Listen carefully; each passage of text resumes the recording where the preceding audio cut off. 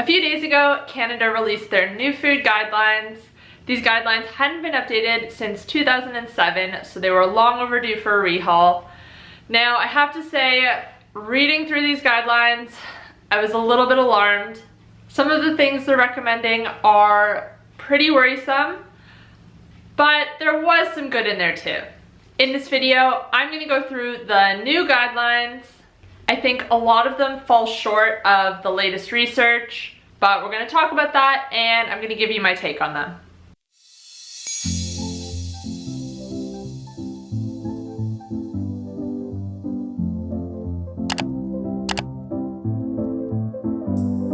Hey guys, welcome back to my channel.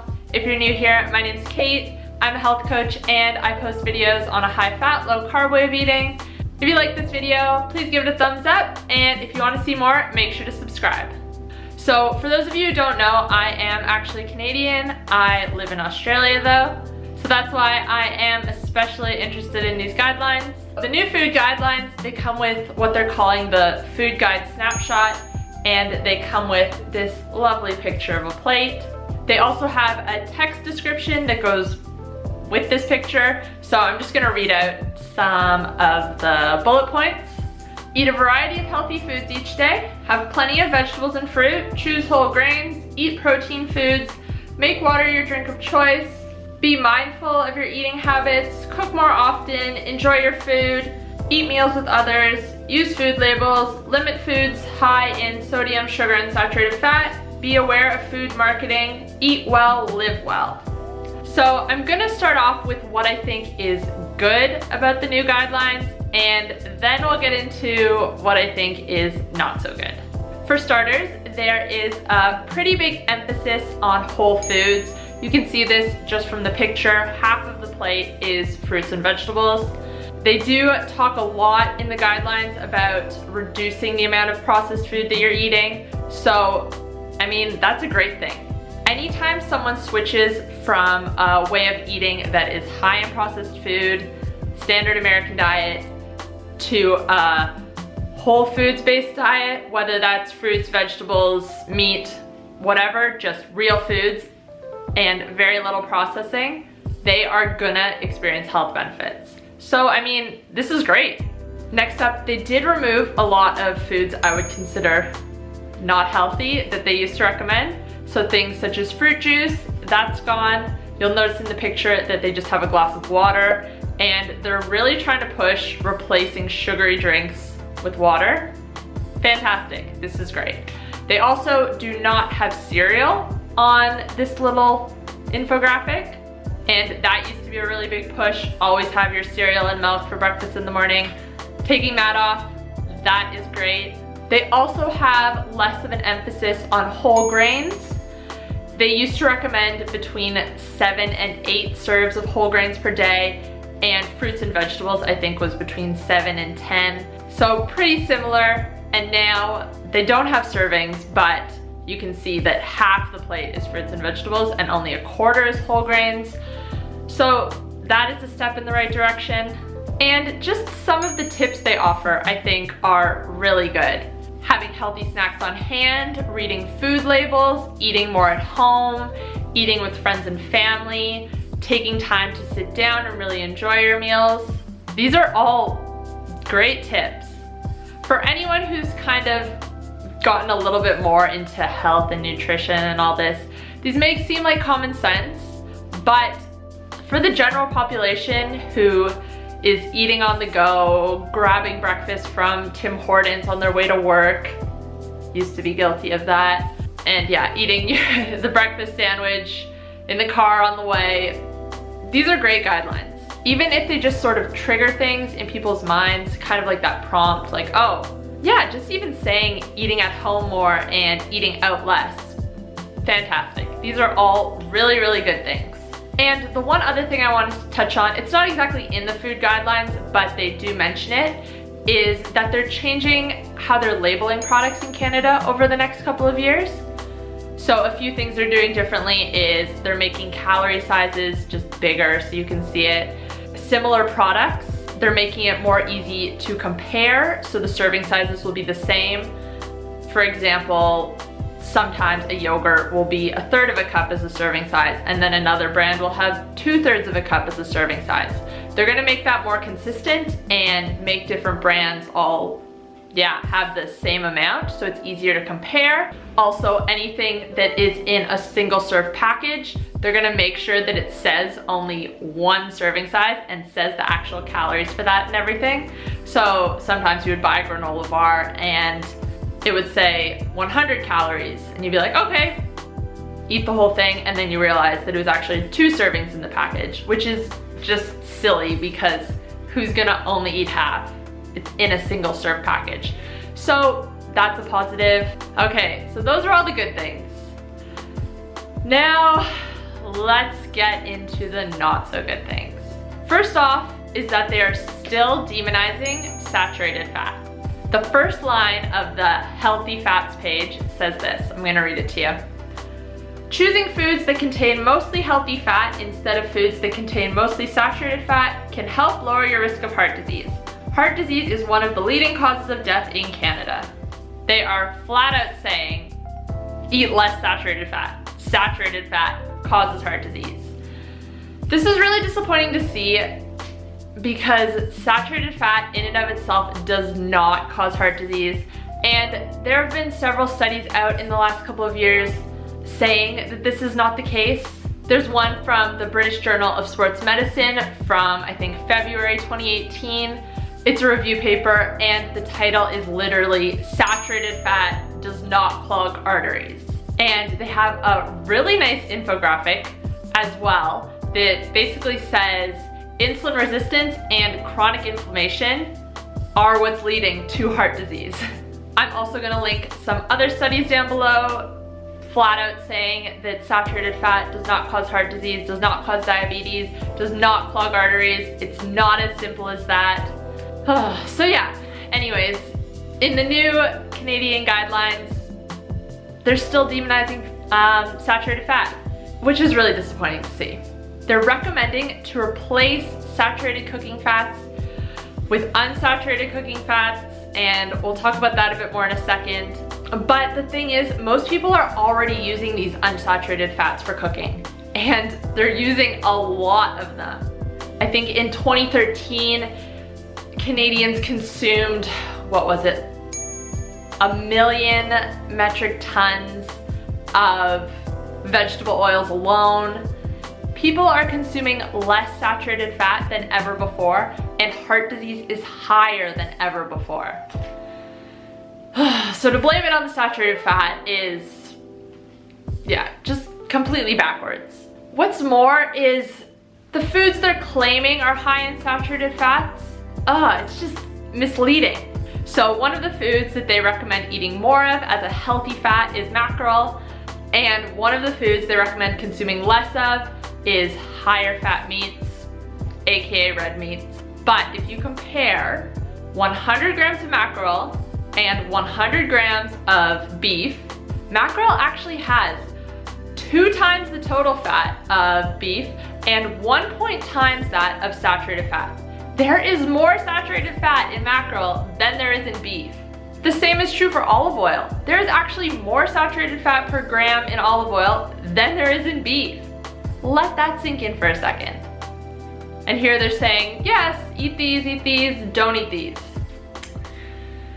Just for the record, mackerel, beef, and olive oil, all great foods, very healthy, should consume them, nothing wrong with them. And in this next section, I also think it's a little bit ridiculous that they say to limit some ice cream, some desserts, some French fries. And then when it comes to coconut milk and cheese, they say just avoid it, full stop. And tying in with that last one, they're also recommending cooking with vegetable oils. I feel like this comes up in all of my videos, but seriously, these oils are toxic. They should not be consumed in any amount. And just to clarify what I am calling vegetable oil, because sometimes it gets a little bit confusing, soybean, corn, canola, sunflower, basically oils that are high in polyunsaturated fat. These oils are not released from their plants naturally. They are oxidized with the processing they have to go through. They further oxidize when you cook with them and heat them. Going back to that chart I just showed you, they are also very high in omega-6s. This throws off your omega-6 to omega-3 ratio, which increases inflammation. They also increase inflammation for several other reasons. When you're consuming them day after day, you're chronically inflamed. Yeah, you can see where I'm going with this. Pretty much they're considered healthy because they don't have saturated fat.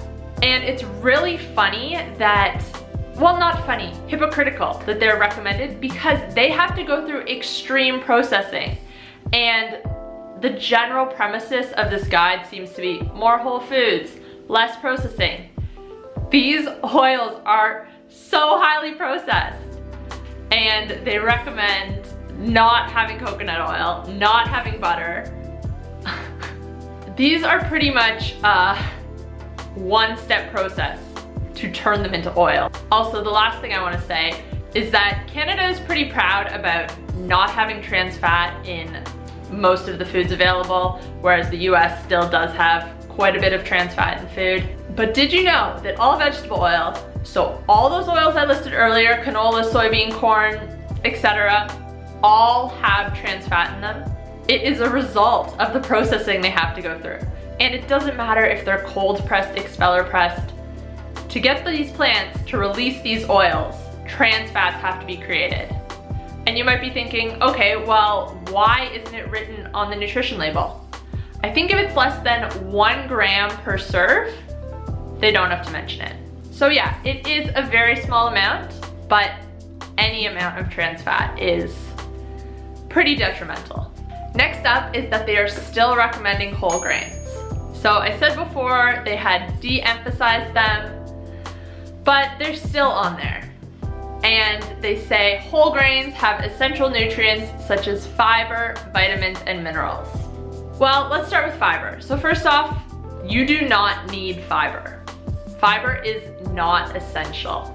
Fiber essentially just goes straight through us. All it does is cause bloating and cause larger bowel movements, neither of which we need. Most people are already getting too much fiber in their diets from grains alone. Okay, now let's look at the vitamins and minerals. So we're gonna compare about 50 calories, which is 1 slice of bread, to 50 calories of beef and 50 calories of kale. So 50 calories of kale is about 3 cups, and 50 calories of beef is about 1 bite. So, I mean, looking at this chart, what? Whole grains have more carbs, less protein. They do have some B vitamins, which I don't have on here, so I guess that's something. Yeah, really, there's just nothing to them. Okay, there's a little bit of iron, comparable to a bite of beef, but this is heme iron versus non-heme iron, so that in whole grains is non-heme iron. It's not as easily absorbed, so you're getting less than that. Plus, on top of this, whole grains contain gluten, lectins, and phytates. These are all anti-nutrients. They bind to nutrients and stop their absorption. So things such as iron and zinc, these anti-nutrients bind to them, and yeah, it just means you get less. So that iron is already lower because it's non-heme iron, and then it's lower still because of the anti-nutrient content. There is no need for whole grains. They are just empty calories. They're just fillers. There is nothing going for them. So for them to be on this plate at all, I mean, I didn't expect them to be taken off, but they're not necessary. The next thing is that they are still pushing low fat. So they do say that they're not trying to reduce our total fat consumption. They're just trying to shift it from unhealthy to healthy fats. But then they're still recommending all of these low fat products. So low fat yogurt, lean meat. The problem is that whenever anything is labeled low fat, the fat is what makes it taste good. So when you take the fat out, they have to add sugar to make up for that lack in taste now. So by recommending low fat products, they're recommending more sugar. They also recommend cutting any fat off meat, getting rid of any of the fat from cooking. It's just absolutely ridiculous. This is not what's causing heart disease. This is not what's making us fat. This is what's keeping us full. If you're eating more fat, you're full for longer, you end up eating less at the end of the day. Okay, and then the big one. They are recommending you eat less animal protein and more plant protein. I have two issues with this. The first is the less meat part. Meat is nutrient dense, it has a perfect amino acid profile, and it is extremely satiating. It's pretty much a win-win-win. There is also nothing proving that meat consumption leads to diabetes, heart disease, anything. There is nothing proving this. The only sort of evidence they have is just linking the two, and they've done this through population studies, just looking at a group of people being like, oh, they eat a lot of meat, they have a lot of heart disease, but they're not taking into account all of the other factors that go into it, the bread that's being eaten with the meat, the vegetable oil that's cooking the meat. Yeah, it's really, really weak science, and there is no reason to limit meat consumption.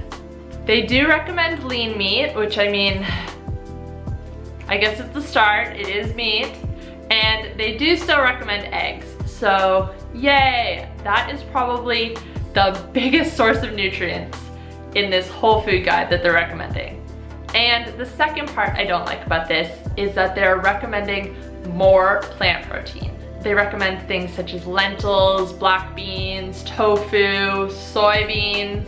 Well, the first issue with this is to get enough protein from these foods, you need to also be consuming more carbs and more fiber. And I already talked about how we are getting too much fiber in our diets. It's just mathematically impossible to be getting enough protein from these foods without getting all of these excess carbs. Also, there is no plant protein that has a good amino acid profile. Some of them come close, but then they are really low in at least one or two. You just really cannot compare it to meat. And then recommending soy products. This is a whole separate issue. The result of too much soy is, especially in young children, just girls hitting puberty really, really young. This is a big problem in certain places in Africa where I believe soy formula is subsidized, so pretty much all babies are getting it. And girls over there are hitting puberty as young as 7 years old. This is directly related to the huge amount of soy consumption. Now, fermenting the soy does really reduce the phytoestrogens, but doesn't eliminate them completely. And just so you know, most tofu in the Western world isn't fermented. Anyways, guys, that's all I have for you today. I am sure I have missed some positives and some negatives in this food guide. So if there's anything I missed, let me know in the comments down below. And also, just let me know what you think about it. Does the good outweigh the bad? Maybe you think it's worse than I do. Yeah, just let me know in the comments down below. Remember to like this video, and I will see you next time. Bye, guys.